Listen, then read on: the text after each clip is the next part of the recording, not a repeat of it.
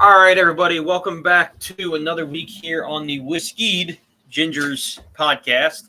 Shout out to Andrew Santino. We didn't know we were stealing your name for the longest time. I'm You Brandon. can't shout him out because that's going to have the opposite effect. Yeah, true. Good point. Yeah, I don't know who Andrew Santino is. Great comic. I'm Brandon. That's Chris. We're here to review whiskey, so you don't have to, and we will make it as simple and fun as we can. If you're looking for educated whiskey opinions, I'll save you the time. Go elsewhere. You're in the wrong place. But if you want to talk about whiskeys that regular people can afford and stupid bar conversation, you're right where you need to be. And we're happy to have you. So without further ado, this week's whiskey is a very whiskeyed gingers type of whiskey. It's Wolcott special release, but it was on sale for $29, down from $49. Love it. And whenever Chris and I are buying whiskey and we see that a brand is marked down that way, we usually try and buy it because we want to find out, is this a $29 whiskey or is it a $50 whiskey? And today I was walking through, it's called Total Wine for those of you who are Delaware residents, best whiskey selection on the planet. About 4 aisles worth of whiskey, bourbons, ryes, and Japanese whiskeys. And I saw this was $20 off. And I was like, you know what? Who am I to rob my viewers of savings? So we are going to sure as hell give it a shot. It seems like a pretty sophisticated bourbon for only $29. Obviously, it's the limited edition, which, whatever that means. But it's a stronger whiskey. It's 90 proof. Now, this is Kentucky straight bourbon whiskey, which we go back and forth on whether we like or not. We've typically liked the more mild Kentucky bourbons.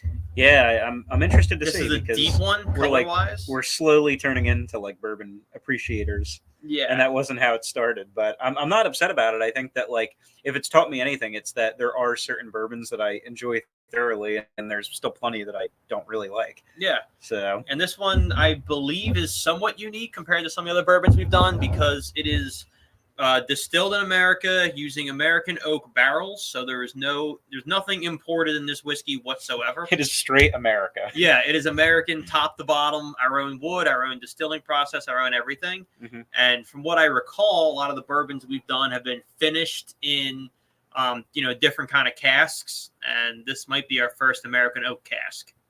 It could be. I'm definitely interested to see. It is a charred cask, so it should have some kind of you almost think of I know it's not the same type of whiskey, but a black barrel or something. A little bit, yeah.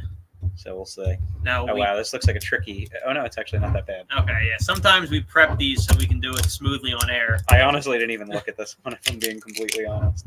I do like the presentation. There's a little ribbon on top. It looks like a $50 bottle. It does. It does. The question will be, what does it taste like? Yeah. Or does it clear some of the, the less expensive whiskeys that we've had? Yeah, it's really hard to and everything. But I think without further ado, we should pop it open. Yep, let's crack that open.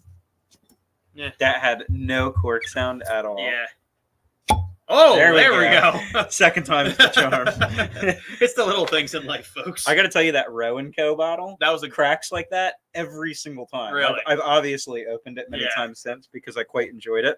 But every time I open it, it sounds like that. Yeah, Roe & Co. was a great, surprising find. That was great. I want to find more of it. Is what I'd like. Oh, yeah. I haven't seen Roe & Co. too many other places. I got it in Jersey, so it's going to be hard to tell if I can find it again. All right. So I'm going to give it a little smell-a-rooney. Now, what's interesting is just the way that mine got poured. There was a drop kind of hanging out up here. And for anybody who's done any kind of a whiskey tour, the tiers of a whiskey are sometimes a good way to tell quality and full-bodiedness. And did that pass the test? This one, well, it's the slower it cries, the more full-bodied the whiskey. And this one did take a long time to land from rim to glass. So it seems like a pretty full-bodied bourbon. Let's find out. Cheers. Cheers to you.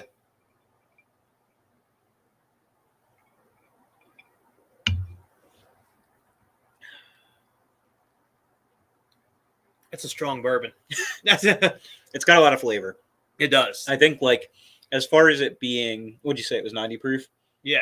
Taste it. So, in general, you definitely taste it. But regardless, the flavor is extremely strong on this. And I think that comes down to those charred oak barrels. Yeah. You know what it immediately reminds me of, just right out the gate, is Woodford.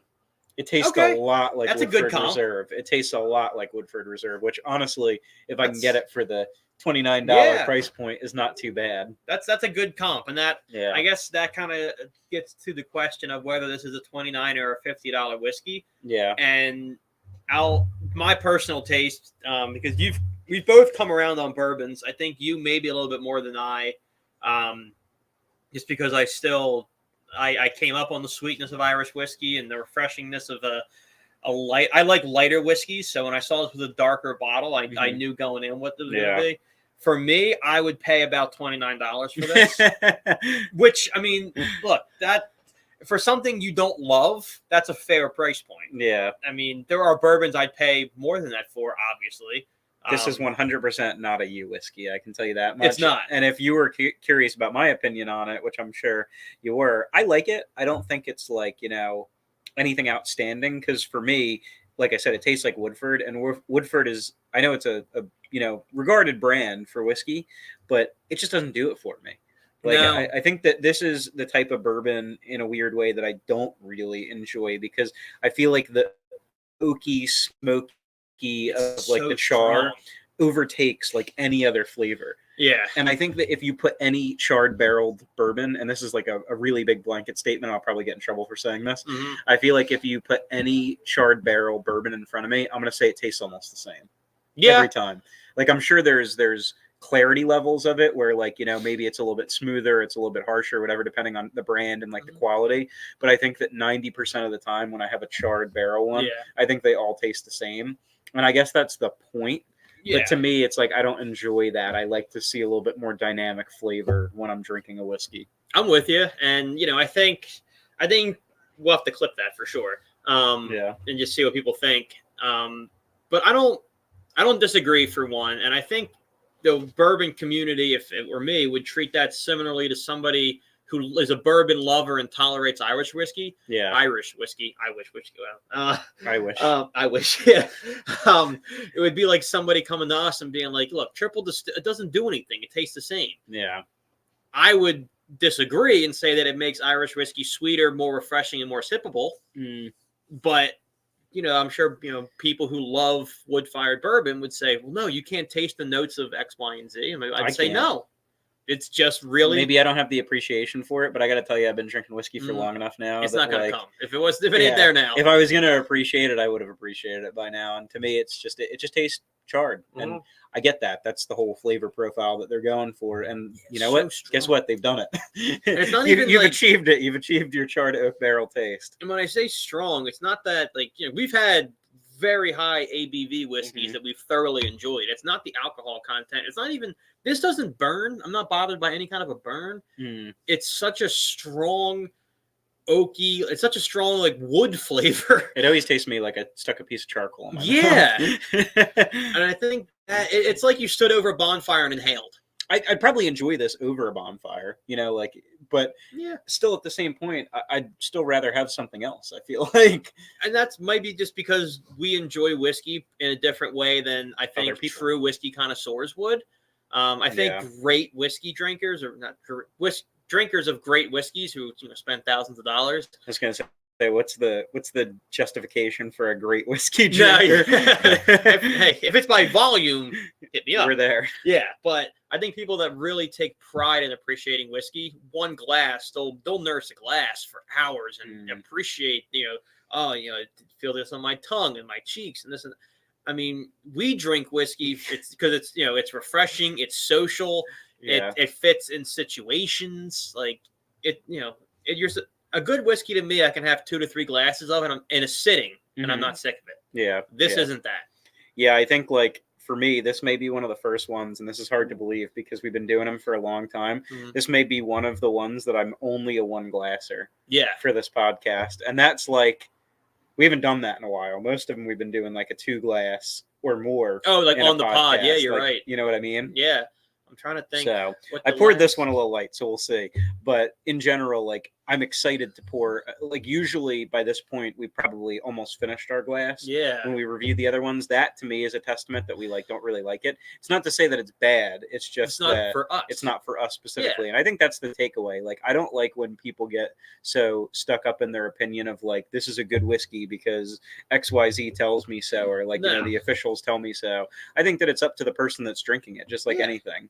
And if this could be for bourbon drinkers, they could go, holy shit, how did he got that for $29? Yeah. Like, I'm like where? I said, the presentation on it's great. Like it looks like an awesome bottle of whiskey to just have on the shelf. It does. And, Yeah. it's a good conversation starter. I'm sure somebody's going to like it. So like having it in the house isn't going to hurt you because somebody is going to like it. No, and you can offer it. I mean, that's one of the nice side things about this podcast is that both of us have such an eclectic group of whiskeys now in the house.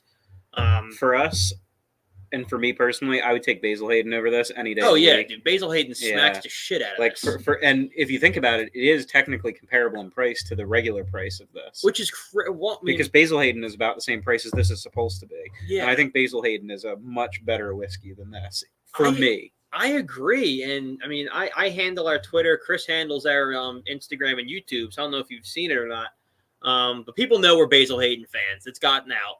And I've been tagged in a couple of posts asking about your favorite discount bourbon and stuff, and I always look Basil Hayden discount bourbon, Eagle Rare, incredible, Writer's Tears, amazing.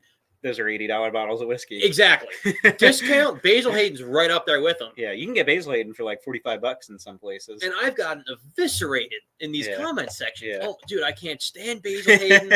It's so watery, and I'm like. And that's not why I like it. I don't think it's watery. I don't think so either, but I think it has a very smooth flavor. I like the fact that I can have 3 and 4 glasses. Yeah, I agree. But I mean, the Basil Hayden, the anti-Basil Hayden community is strong. They need to step off because I think that's a really good whiskey for what it is. I actually really enjoyed thoroughly for my brother-in-law's birthday this year. I was telling you, I'll just tell the crew as well. I bought him a bottle. It was a very selfish present for his birthday. I bought him a bottle of Basil Hayden, but I got their Toast Edition, which has like a caramel flavor to it or whatever. Nice, I like that. And it was delicious. Honestly, we like drank half the bottle with like the people that were there. I love it. So we really enjoyed it. I thought it was very good, but I thought it was hysterical because I told them immediately when I gave it to him, like, "Hey, I'm giving this to you for your birthday, but we're cracking it open tonight." Nice. Kind of like don't have a say in the matter. Yeah. So before we get to our Let's Drink about it, we've been, really trying to grow our social following and interact with you guys as much as possible. And anybody who follows the podcast knows that the Mile High Bourbon and Rye crew are good friends of ours at this point. And they brought something to my attention that I'm disappointed. No, I'm not holding this against you. I'm disappointed that I didn't know about. I'm wearing a Sixers hoodie. I'm everything Philadelphia.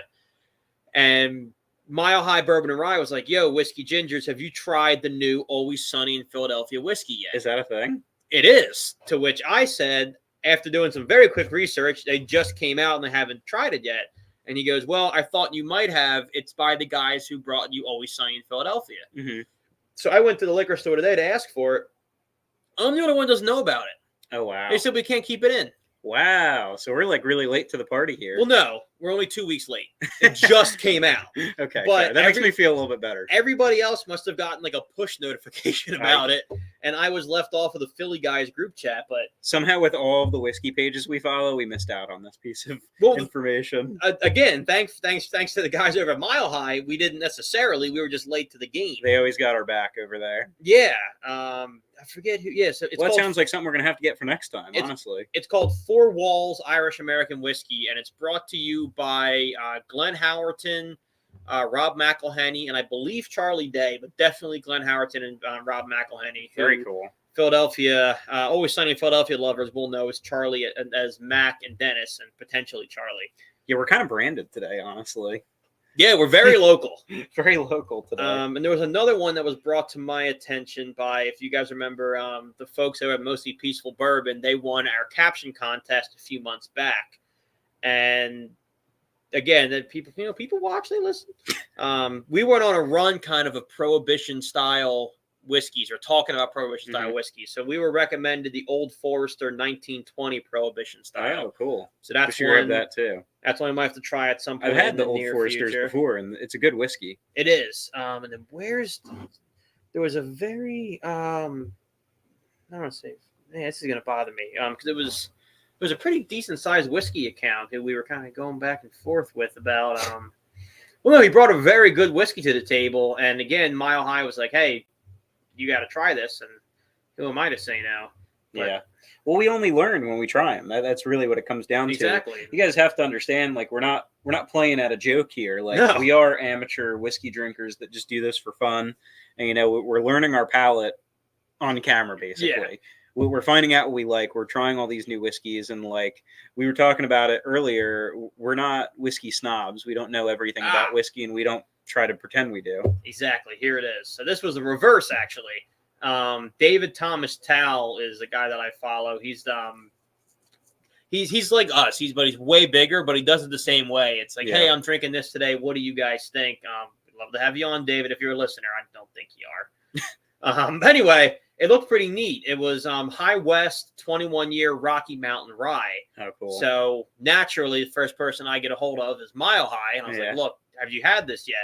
And he hasn't had it either. So we kind of got into a back and forth, and it's really hard to get into. So he's had the brand's called High West. He's had their Midwinter Night's Dram. I love Mile High. I hate when people call whiskey drams or shots drams. We're not in Scotland. Use the American nomenclature. But again, we asked this guy David, who was nice enough to reach back out. They sold the entire lot. Gone, never to be seen again. Oh my gosh. So High West whiskey's very rare, 21-year. Will never, I shouldn't say never. Private sale. You can buy it resale, but it's going to be astronomical in price. So the people who saw that thinking, maybe we'll try it, we got beat to the punch. But the other ones, we're working on it. I think the Always Sunny one is like, we owe it to ourselves to do that. We have to do that one. The Four Walls one I would like to try. I love Always Sunny. Yeah, that'll be good. And speaking of like upcoming things as well, we don't like to make promises we can't keep, although we tend to do that sometimes. But usually with filming dates, which this is kind of related to. Yeah. Brandon and I and our good buddy Jeff are going to be going camping this weekend. So we've kind of talked about it in the past. We're thinking like we won't film like an episode or anything while we're out in the woods. It's just too complex, too complicated. But maybe expect like a short or like, a couple pictures or something of our trip there. We're definitely going to bring some whiskey. So if we like collectively have some stuff to share with you guys, we'd love to do that. Yeah. But in general, it's just going to be, us going out, hanging out, making sure we don't get eaten by bears. Yeah. The norm. It might be PA camping. Might be like maybe a real low qual, like camera phone shot. Maybe we'll do a campfire whiskey review. That'd be fun. Something 5 minutes, quick push out to you guys, just so you can get a little behind the scenes content and get a refresher on who exactly Jeff is, because he was episode like 3. Yeah, I know. He was early on. I mean, he was the famous Jeff. He was 27 episodes ago. Mentioned in every episode, seen once. Yeah, it's pretty incredible. For our really like committed listeners, will know who he is. Yes, exactly. But I know you had I don't want to stall any longer. I just wanted to get to our social media corner. I know you had a Let's Drink About It you were itching to get into. Yeah, I mean, like we do these, every other week, and we like think about these Let's Drink About It things, and it's so funny. You could have like a million ideas come to you throughout the week, and then it comes to filming day, and I'm like, God, I don't remember any of the stuff that I wanted to talk about. Yep. I think I might start writing it down because it'd probably be easier. Yeah. But I thought about one on my way over. I've thought about it on my way over, and like we've definitely done something similar to this before, but I was thinking about doing like a Would You Rather kind of segment. So I pulled up a collection. We're obviously not doing this many, but this thing has like 250 Would You Rathers in here. I think we could just like, he's not going to test, kind of pass them back and forth a little bit. And then this one, I think the first one is actually kind of funny and like a pretty fair talking point. Mm-hmm. It says, would you rather be stuck in a romantic comedy with your worst enemy or in a horror movie with your best friend? Romantic comedy with my worst enemy. You don't want to see your best friend go? Here? No, it has nothing to do with seeing my best friend go or whatever. Like, I have to, and look, rom-coms are at least, the 90s ones or whatever. It's two people who apparently never work. Like, none of the scenes are at work. They have a pretty nice house in the burbs somewhere, and they, like, bicker. Yeah. So I can either be mildly annoyed with somebody I can't stand or be with one of my best friends dodging chainsaws and wolves. That fair. Seems very clear to fair. Me. Yeah. I can ignore my spouse. I can't ignore a rabid wolf trying to maul my head off. I don't know. I think it comes down to me. It's like could we survive in a horror movie? No. You know, like, and I'm like, No. maybe not. Maybe we should just like go ahead and do the rom-com. For what it's worth, I mean, even if we might. There's no risk in the rom-com of seeing one of my loved ones die a slow, painful death. That's true, I suppose. I think you're right. I think that one's a pretty like, you know, quick cut and dry thing. I think we both agree on that one. Yeah. Would you rather be able to speak every language in the world or be able to talk to animals? That's kind of a silly one, but Is it? Where do you land? I think for me, every language in the world is an easy take. Yeah, same. Absolutely. You know how cool that'd be? I like talking to people in English, you know, Yeah. like now I can go anywhere in the world and talk with people in their own language. Like that gives me the ability, that opens up so much. You can go to a country where travel to the globe. Exactly. You might be in like an area where culturally they don't speak English at all, and you'd be missing out on like maybe good whiskeys to try or something that I would have no idea about. Anyone who has a dog of their own, I don't need to hear his thoughts. There's not a lot in there. They kind of speak for themselves. I don't need to. Yeah, he makes them very clear what he wants and when he wants it. I would much rather be able to go to Tokyo seamlessly. Yeah, I kind of agree with that. This is a tough one. This is like one of those ones where it's not really great either way. Mm-hmm. This is, would you rather feel hungry all the time or always feel tired? I'd rather feel hungry all the time. I guess you could always eat. Well, yeah, that's true. There's a quick fix, but always being tired would be kind of tough because it's you couldn't like do anything. I wouldn't enjoy anything about it. Yeah, that'd be tough. Like, have you ever been? I mean, I'm sure at work you get busy enough. Like, you know, you go into work in the morning, you're like, you somehow forget to eat breakfast and you survive for 5 or 6 hours. Yeah, it's tough. But you do. Like, at a certain point, you get busy enough to where it goes to the back of your head. Yeah. Tired doesn't. It's always in the forefront. Yeah, no, you're definitely right. I mean, like, for me, hungry, I'd love to eat. So, like, it's tough for me to, and, like, I guess it wouldn't matter because I still could. Exactly. So it wouldn't really make a difference. So, yeah, no, I think you're right on the money on that one, too. You tend to be having the right idea on this one. This is kind of a weird one when you're speaking of food. Would you rather have a knife when you need a spoon or a spoon when you need a knife? Either way, that's horrible. Imagine eating soup with a knife or trying to cut a steak with a spoon. I think I'd rather need a knife and have a spoon. Yeah, I think so too. And you sold me with the steak comment because you could get a really tender steak, and it would save me from bad steak. Yeah, well, I'd only eat the best steaks that money can buy. Just have like a really tender fillet, or something every time. Because you got to figure, look, a decent piece of chicken you can probably maneuver with. Can I have 2 spoons? I don't see why not. Just pull it apart. Yeah, that opens up soups. That opens up cereals. That opens up shredded meats. Many options. A knife, you can't eat anything with a knife. I know it's tough. Yeah, that's an easy. That's an easy one. All right. Let's see what any other ones. Some of these are actually kind of funny. Would you rather have 100 duck-sized elephants or 1 elephant-sized duck? 100 duck-sized elephants. That's tough. Or 1 elephant-sized duck. I'm going 100 duck-sized elephants because I think it'd be hysterical to see like a bunch of little elephants running around. How well trained are they? Doesn't say. I mean, if I had like a well-trained army of miniature elephants, then that's awesome. Either way, you're on your way to the circus. I think is like, you know, your only option here. Where the fuck would you put 100? Although, but they're only the size of ducks. I guess, yeah, true. And I guess to the contrary, where on earth are you putting an elephant-sized duck? I could probably fit all of them in my car. It might be a little tight, but I could I think you're right. It's duck-sized elephants. Definitely. That's the first one where I don't think there's a neither one are ideal. There's a lot of food ones in here, and I kind of like them. Would you rather eat all your food with your hands or use utensils with your non-dominant hand?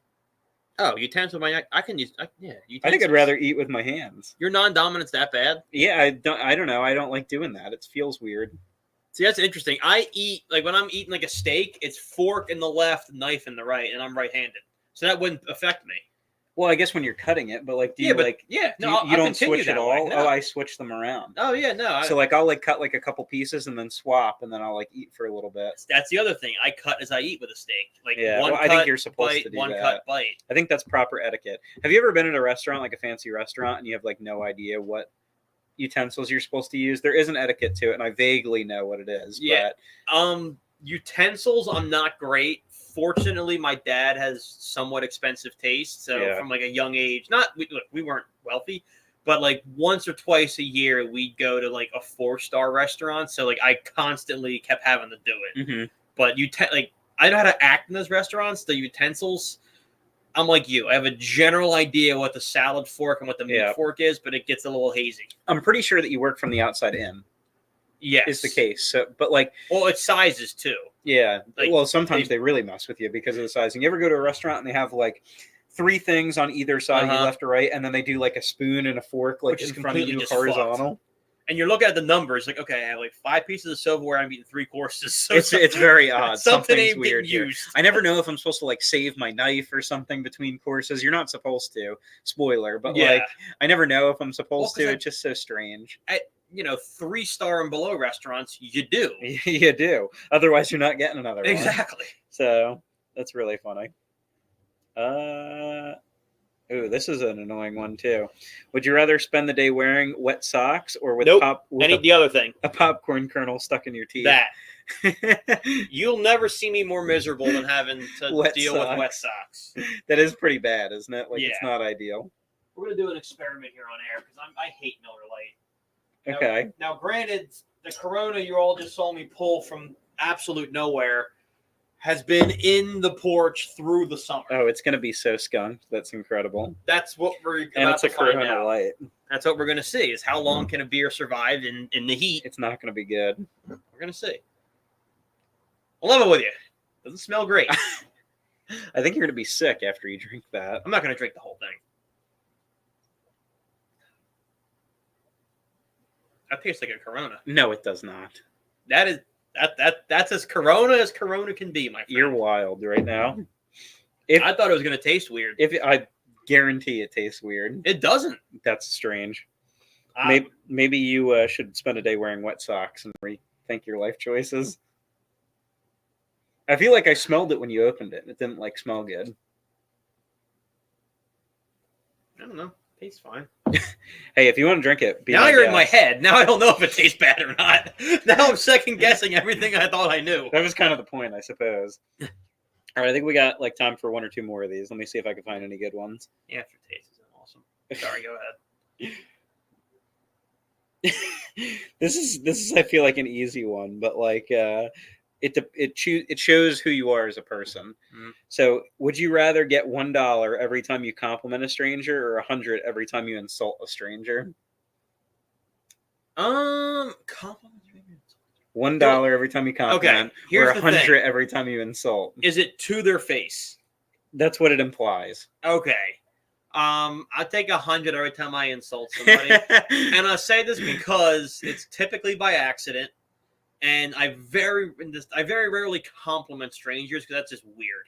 Could you just throw them a 20 afterwards? You just get the money immediately. Oh, and just transaction. You're just here's a 20. Sorry, I was an asshole, but no, is what it is. The reason what's fresh in my head was Chris and I just walked my dog before doing this, and my dog ran up to a woman who he's never seen before, and without thinking, I go, "Now who the hell is she?" And I had to apologize to her immediately because that was rude. That was an involuntary audible reaction. It was. And I was like, oh my God, I'm so sorry. That's not what I meant. She said, no, I know. I meant who is she to you, to my dog? Why are we running after her? Mm-hmm. But to her, it was a very, really brutal burn of, I guess I'm nobody. I'm seeing if there's any more of these.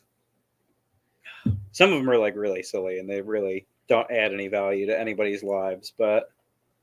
Is the rest of the podcast? Yeah. How is that different from the other 27 minutes?